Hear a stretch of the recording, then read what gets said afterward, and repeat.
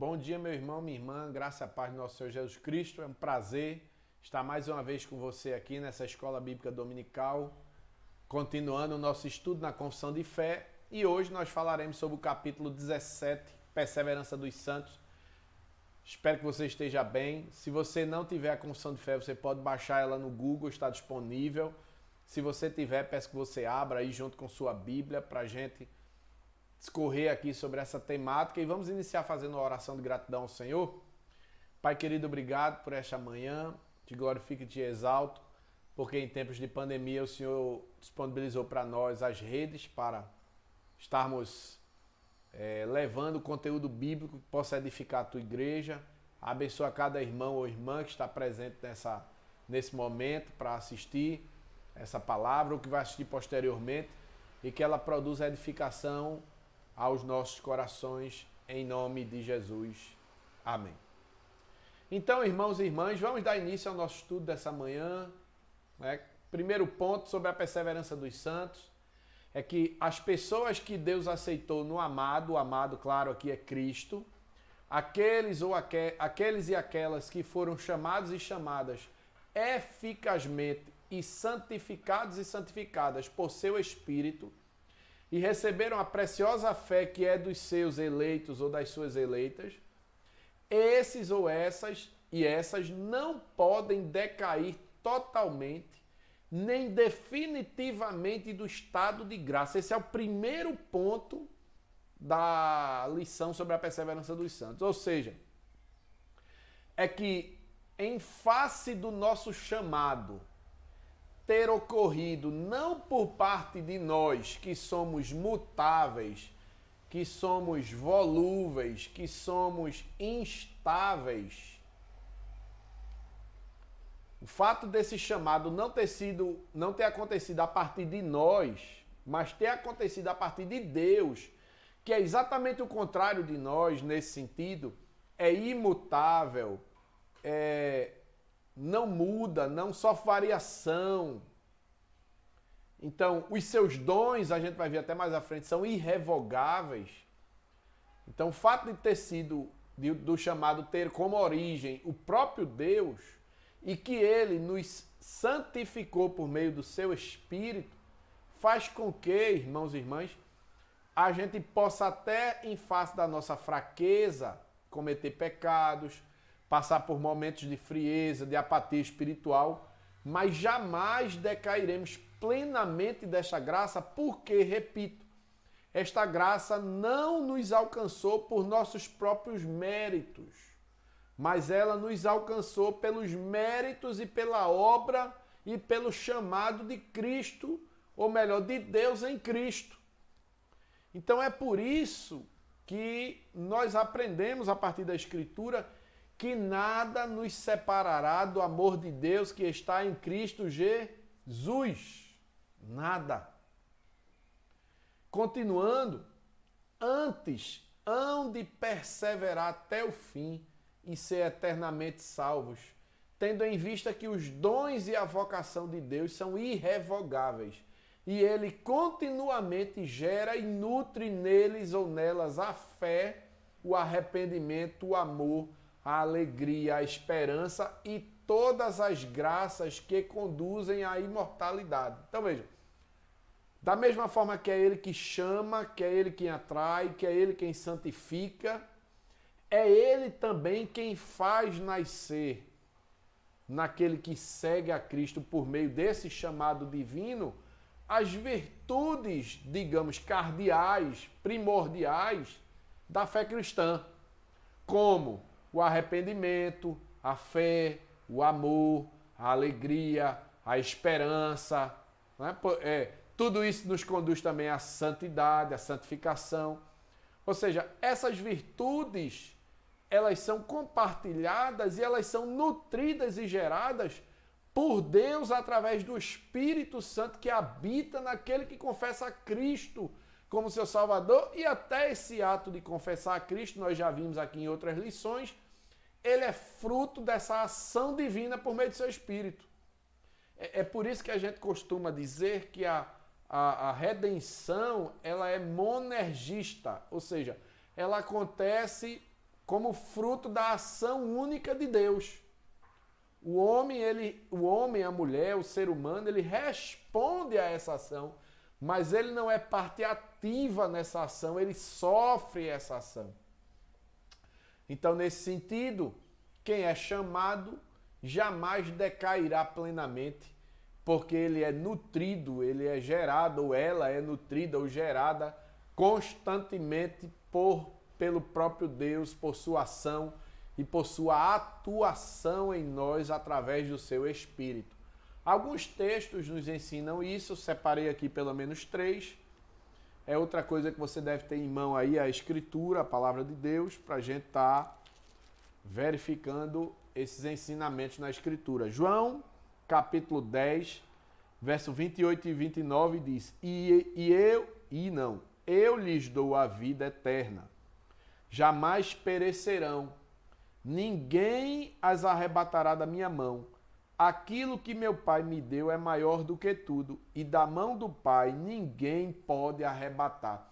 Veja, Cristo está dizendo que concede àqueles seus seguidores e suas seguidoras a vida eterna, e que jamais aqueles que ora recebem da parte dele a vida eterna perderão essa vida eterna, porque aquilo que o Pai dá ao Filho, e essa concepção do presente que o Pai dá ao Filho é exatamente dos seguidores e seguidoras dele, dos discípulos e discípulas, ou seja, esses discípulos e discípulas jamais serão tomados de Cristo, porque eles estão guardados nas mãos de Cristo e nas mãos do Pai, que é quem presenteia o Filho com esse povo. Então, nesse fato, nesse sentido, a gente já percebe a imutabilidade ou a incapacidade de ser revogado ou revogada o dom da salvação ou da vida eterna ou da redenção. Mas outro texto fala também sobre isso, é o texto do apóstolo Paulo, Filipenses capítulo 1, versículo 6. Na realidade, inúmeros textos podem ser utilizados aqui, mas se a gente for falar de todos os textos, não vai sobrar tempo para o restante da nossa conversa. Filipenses capítulo 1, verso 6, diz o seguinte: Estou plenamente certo de que aquele que começou boa obra em vós há de completá-la até o dia final. Ou seja, aquele que inicia a boa obra, que é Deus, há de completá-la até o fim. Isso mostra o comprometimento, a responsabilidade que Deus tem, não apenas em chamar, mas em também manter os chamados na vida eterna, ainda que esta não tenha se manifestado plenamente em nossos dias. E um terceiro texto, irmãos e irmãs, que a gente pode citar aqui, é 2 Timóteo, capítulo 2. 2 Timóteo, capítulo 2. Acredito que é o verso 19, aí está meio... A tela está fugindo aqui um pouco, né? Deixa eu dar uma melhorada aqui nessa tela, para a gente poder confirmar aqui. Ah, não é a tela, é o slide mesmo, né? Botei texto demais no slide, ele ficou assim. Mas é o 19 mesmo. 2 Timóteo 2,19, quando Paulo diz a Timóteo: Entretanto, o firme fundamento de Deus permanece, tendo este selo: o Senhor conhece os que lhe pertencem, e mais, aparte-se da injustiça todo aquele que professa o nome do Senhor. Então, Deus conhece aqueles e aquelas a quem Ele chamou, e quem reconhece esse chamado de Deus em sua vida deve se santificar, né? Por mais que a gente tenha visto, já falado aqui, que é Deus quem nutre as suas virtudes em nós por meio do seu Espírito, há também sobre nós a responsabilidade de desenvolver essas virtudes e esse viver virtuoso, né? Então, tem uma parte da vida cristã que compete a Deus e tem outra parte que compete a nós. Segunda lição, que complementa essa primeira: ainda que muitos ainda que muitas tormentas e dilúvios se levantem e se deem contra eles ou contra elas, jamais poderão desarraigá-los ou desarraigá-las da pedra fundamental em que estão firmados e firmadas pela fé.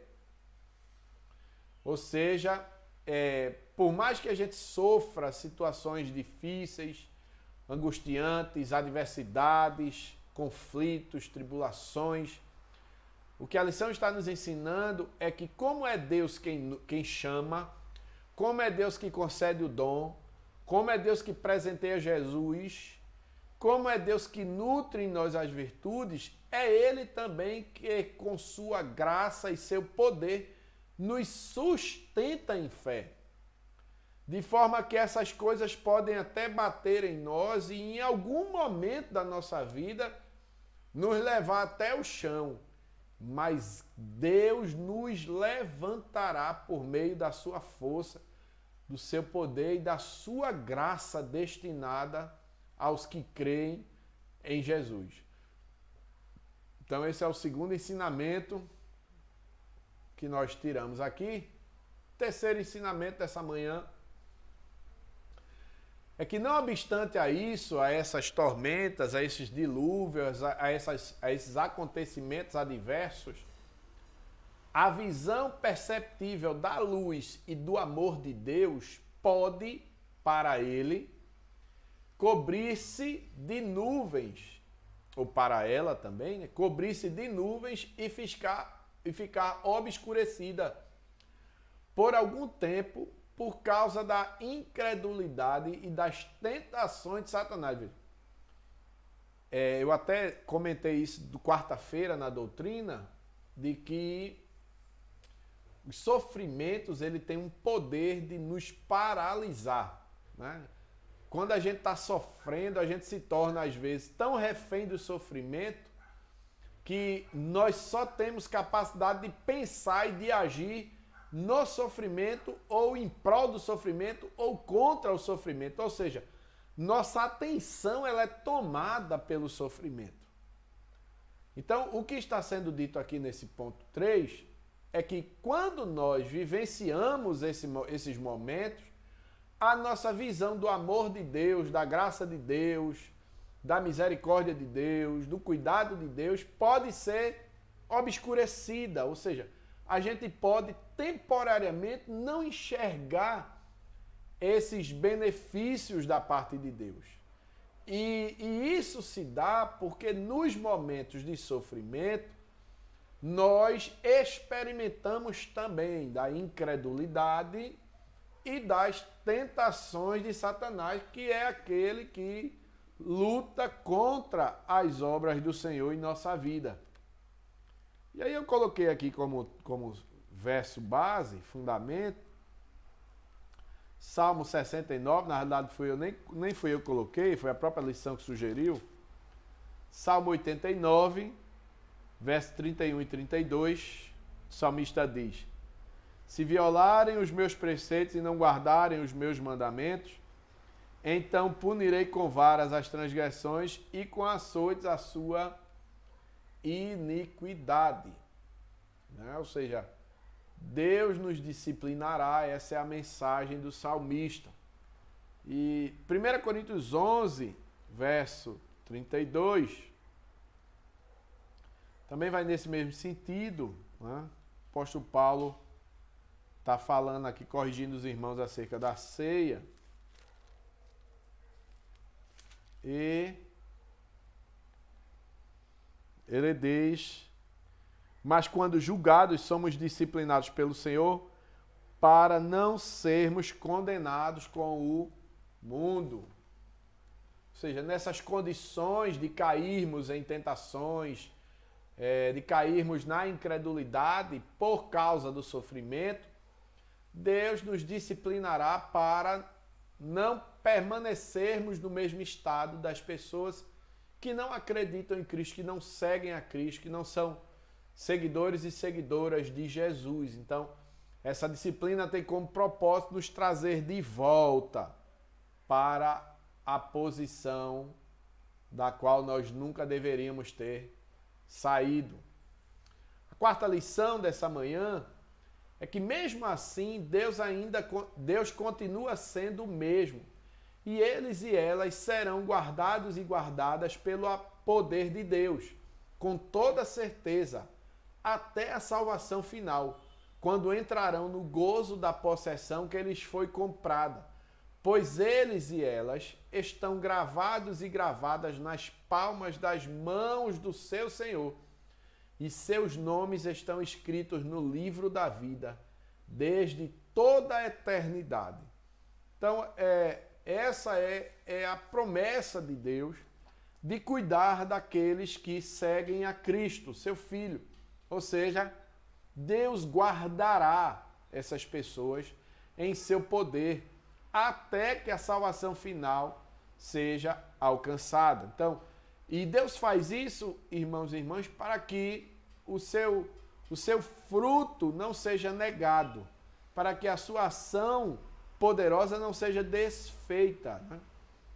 A gente tem aqui o texto de Malaquias 3,6, mostrando essa imutabilidade de Deus, né? O fato de Deus não mudar de ideia, não mudar de proposta, de propósito. Malaquias 3,6 diz: porque eu, Senhor, não mudo, por isso vós, ó filhos de Jacó, não sois consumidos. Né? Ou seja, Deus não muda. Né? Isso faz parte dos atributos de Deus, a imutabilidade do Senhor. E o texto de Isaías mostra, de fato, falando com relação ao povo de Deus, de que eles estão guardados nas mãos de Deus. Isaías 49, verso 14, diz: mas Sião diz, o Senhor me desamparou, o Senhor se esqueceu de mim. Acaso pode uma mulher esquecer-se do filho que ainda mama, de sorte que não se compadeça do filho do seu ventre? Sim, é possível. É muito difícil, mas é possível. Em nossos dias nós temos visto muitas mães deixando os filhos em portas de casas, em lixeiras, né? Então é possível. Por isso Deus responde no verso 15, no verso 16. No verso 15 ainda.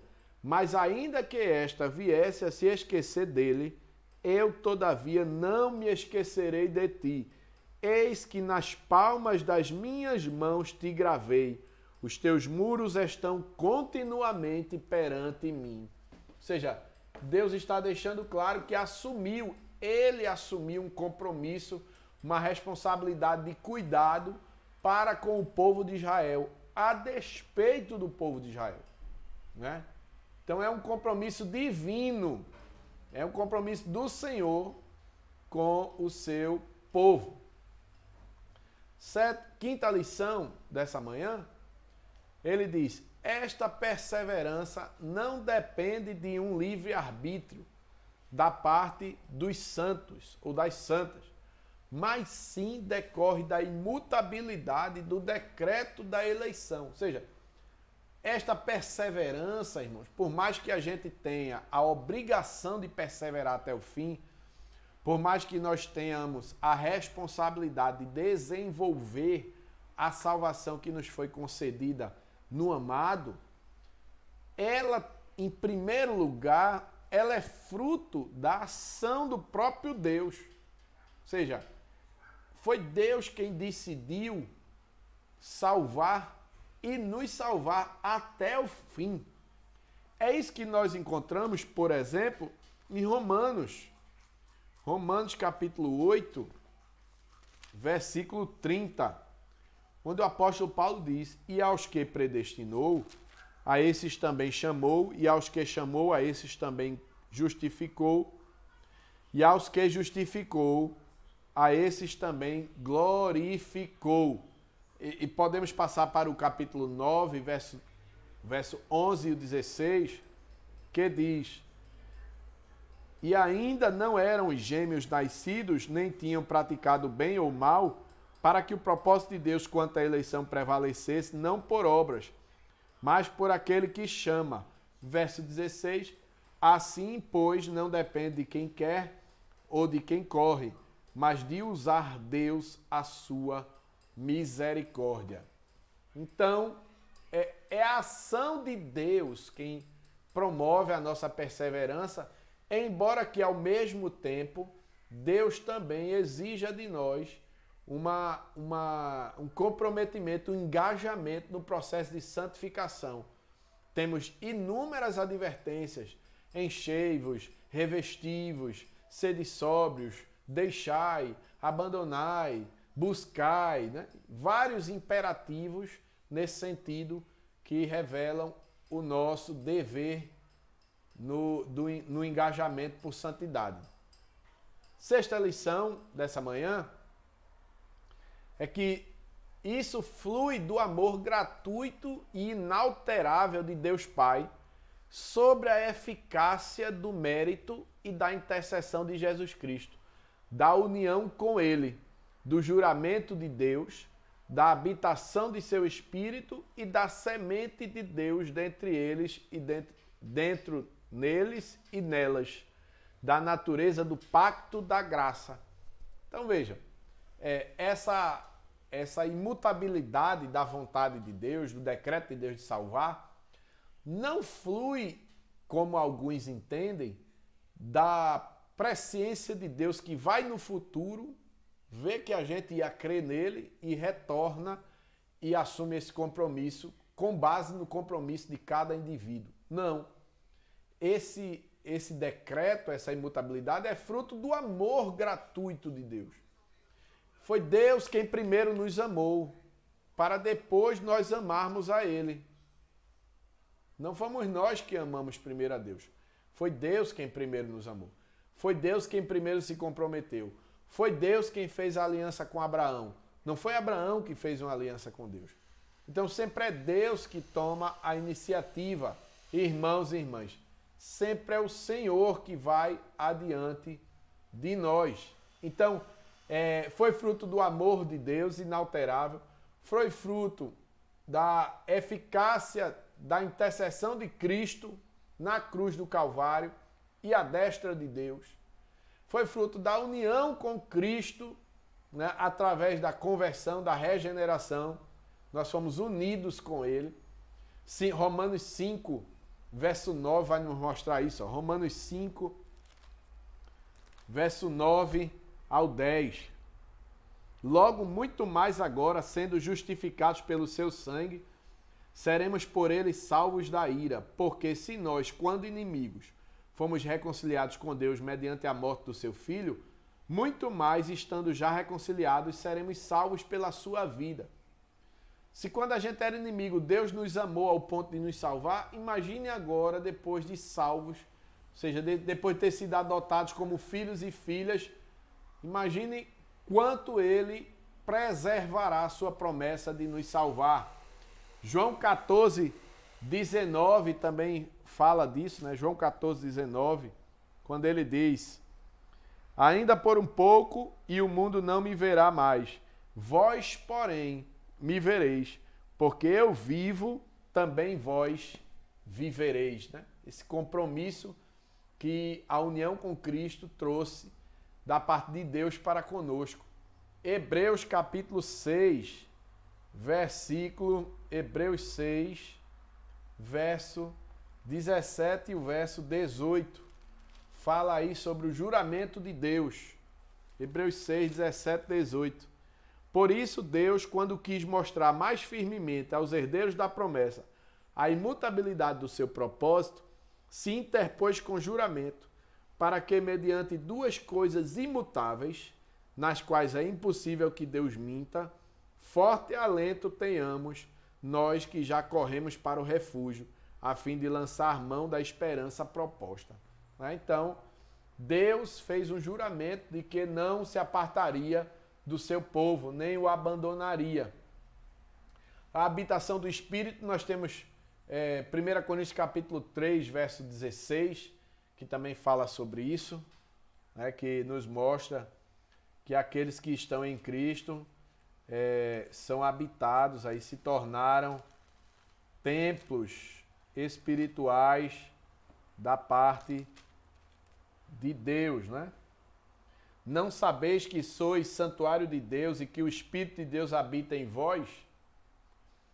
E também da semente de Deus dentro de nós. 1 João 3, 1 João 3, 9. Quando ele diz: todo aquele que é nascido de Deus não vive na prática do pecado, pois o que permanece nela é a divina semente. Ora, esse não pode, o que permanece nele é a divina semente. Ora, esse não pode viver pecando porque é nascido de Deus. E também da natureza do pacto, né? Jeremias 32, verso 40,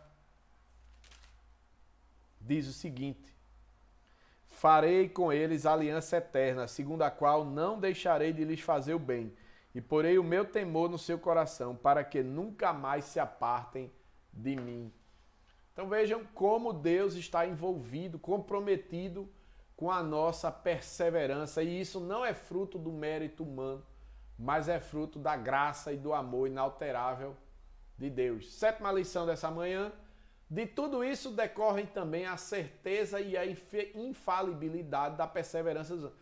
Ou seja, de tudo isso que a gente falou é que nasce essa doutrina de que a salvação em Cristo, ela jamais será perdida e que ela jamais falhará. Agora, irmãos e irmãs, é bom pontuar que essa falsa doutrina da perseverança dos santos,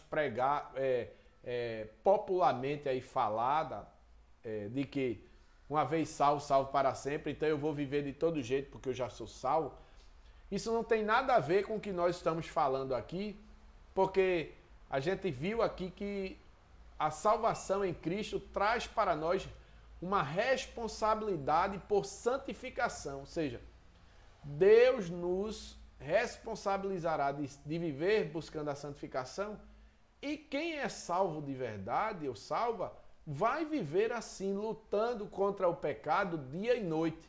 É claro que aqui ou acolá errará, é claro que pode ter momentos de frieza, de apatia, mas uma coisa é certa: a luta sempre existirá. Então, portanto, essa luta é uma evidência de que você foi encontrado pela graça de Deus. Oitava lição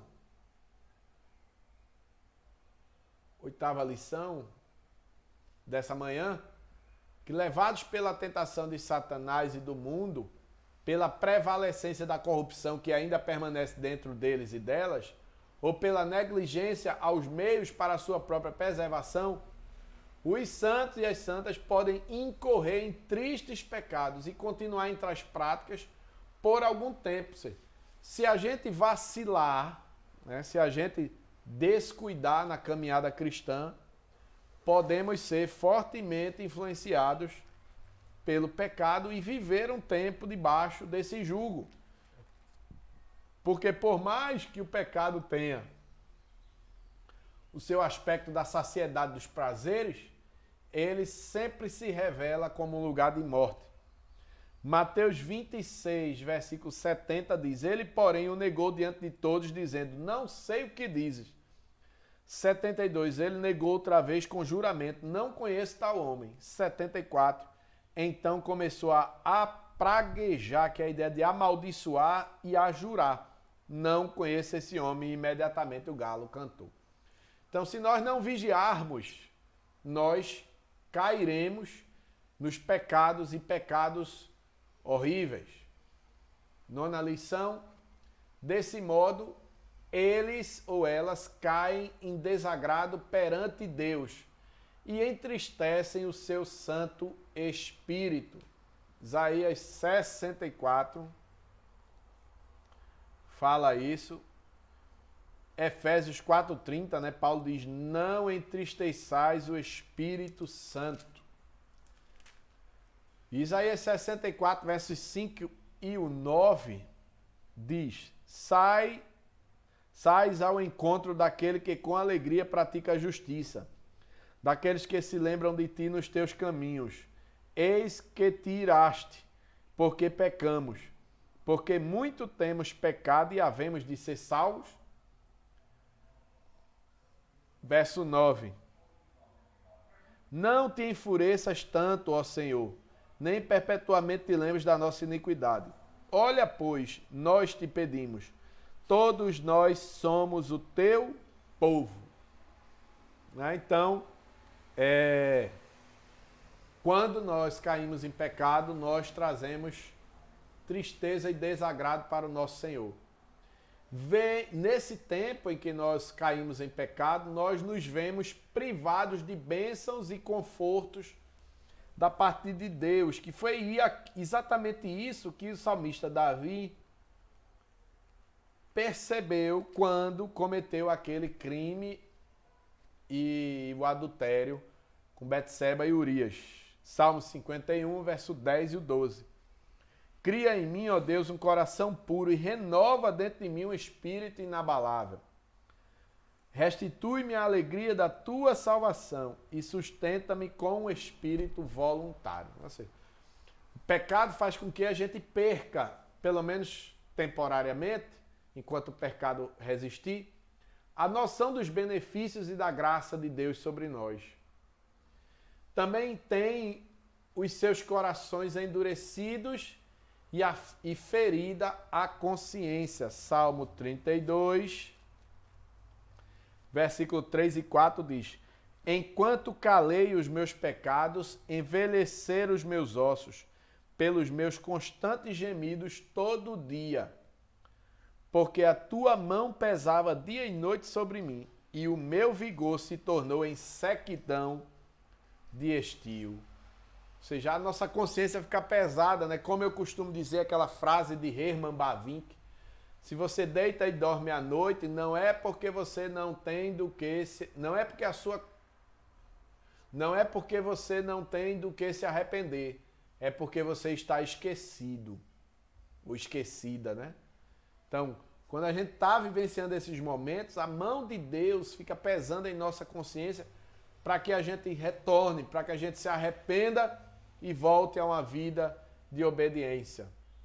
12ª lição: ofendem e escandalizam outras pessoas e fazem vir sobre si mesmos os juízos de Deus, ainda neste mundo. 2 Samuel, capítulo 12, verso 14. Dele diz: Mas posto que com isto deste motivo a que blasfemassem os inimigos do Senhor, também o filho que te nasceu morrerá. Então Natã foi para a sua casa. Foi a consequência do pecado de Davi. Ele perdeu o filho da gravidez com Betseba, ou Batseba, que foi fruto do adultério, né? Então, Deus também nos disciplina, irmãos e irmãs, quando nós estamos vivenciando tempos de pecado. Não obstante, eles ou elas renovarão o seu arrependimento e serão preservados e preservadas através da fé em Cristo Jesus até o fim. Ou seja, Deus nos julga para nos corrigir, para nos aprovar novamente, e isso mais cedo ou mais tarde acontece na vida daqueles que são genuinamente convertidos, salvos por Jesus. Lucas 22, verso 32 diz: eu, porém, Pedro falando, ou Jesus falando para Pedro, roguei por ti, para que a tua fé não desfaleça. Tu, pois, quando te converteres, fortalece os teus irmãos. Jesus garantindo que Pedro seria fortalecido, retornaria depois daquele momento de negação do Filho de Deus. Versos 61 e 62 diz: Então, voltando-se o Senhor, fixou os olhos em Pedro. E Pedro se lembrou da palavra do Senhor, como lhe dissera: Hoje 3 vezes me negarás até antes de cantar o galo. Então Pedro, saindo dali, chorou amargamente. E aí depois, na sucessão dos fatos, a gente vê que Jesus encontra Pedro pescando e Jesus restaura o ministério de Pedro. E a partir daquele dia em diante, Pedro se torna um apóstolo poderoso na mão do Senhor para executar a sua obra e tudo aquilo que Jesus havia chamado, né?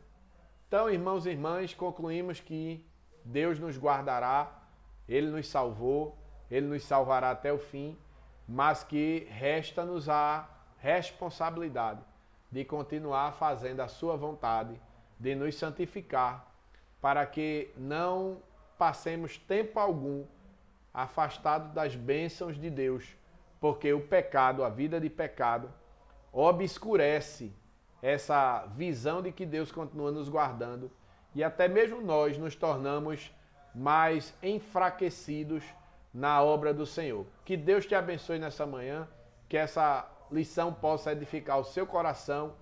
E se você tiver alguma dúvida ou quiser fazer algum apontamento, deixe o seu comentário aí no chat, tá bom? Deus te abençoe. Tchau, tchau. Até mais à noite, nosso culto, louvor e adoração.